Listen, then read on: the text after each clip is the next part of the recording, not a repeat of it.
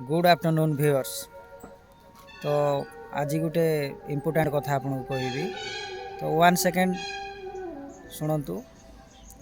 सबु बेले आमे पॉजिटिव रहिबा, माइंड रे जहाँ भी किसी थाउना कहीं नेगेटिव को आउटसाइड देकी पॉजिटिव रहिबा, कारण पॉजिटिव रहिले सबु किछि सफल हो पारिबा।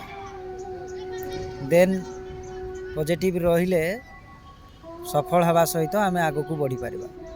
तो सब बेले पॉजिटिव रुहंतु, माइंड पूरा बिंदास रहिबो। ता सहित तमर मस्तिष्क, देह, मन, हृदय सब किछि प्लस पॉइंट उपरे निर्भर करिवो। तो जो द्वारा तुमको भी केबे रोग हबनी किंबा देहर किछि क्षयक्षति हबनी। समस्त को हस खुशी रे रखि परिबा। निजे रहिबा सहित परिवार को भी हस खुशी रखा चेष्टा करंतु। तो गोटे मिनिट ध्यान देथिबारु समस्त को अशेष अशेष धन्यवाद। Thank you everyone.